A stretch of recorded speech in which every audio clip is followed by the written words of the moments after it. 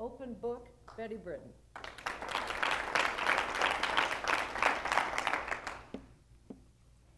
I was born in 1930 to a very loving family in Birmingham, Alabama, who had I was the seventh child.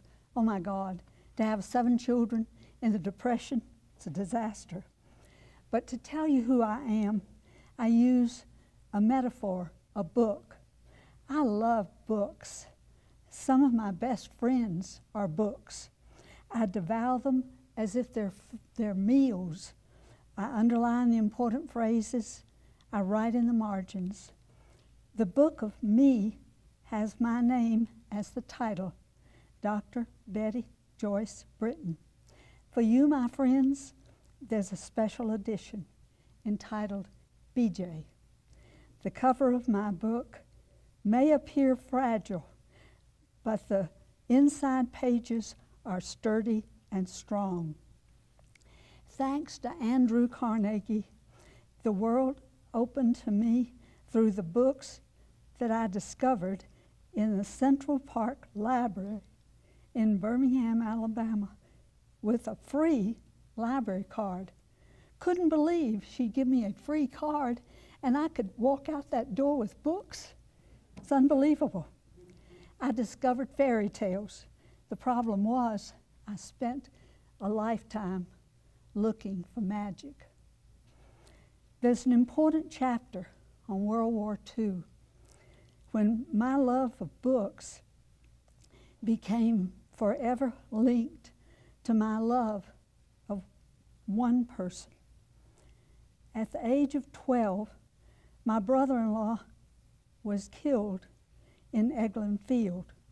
I was staying with him and my sister when 2 military officers shared the news.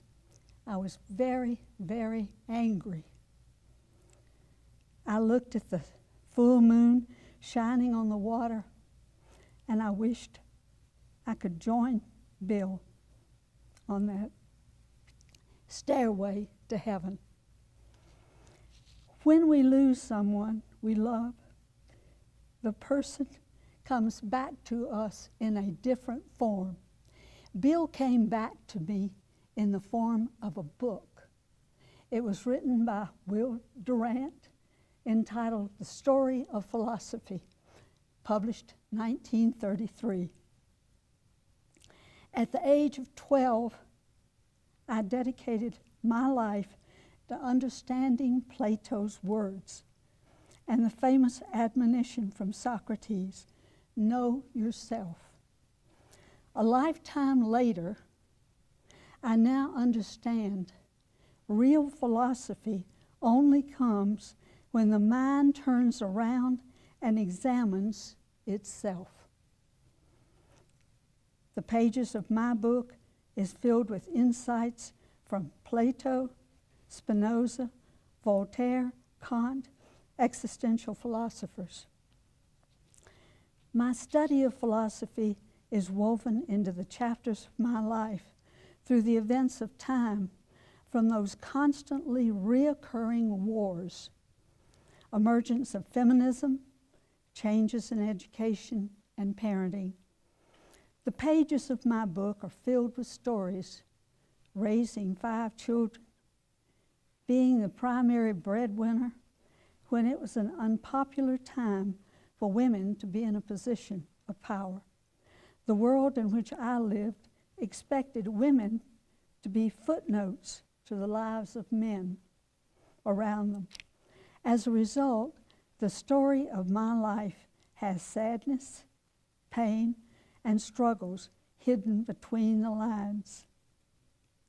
As a steel magnolia, I buried my emotions. Sometimes the tears peek through the pages.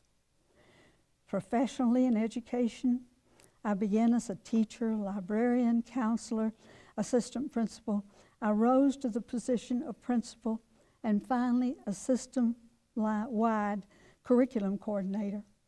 My story includes being at the forefront of the women's rights movement, and I can tell you, It wasn't easy. There's a chapter on the importance of education. I believe there's got to be answers to life and to the problems of the world. So I kept taking college courses. One day I look up, I find I've got a bachelor's degree in sociology, master's degree in psychology, specialist in education, doctorate in education. Finally, the college gave me a final piece of paper and said, "You're done. Go."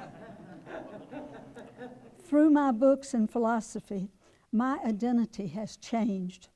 My egocentric self, I understand now, is an illusion.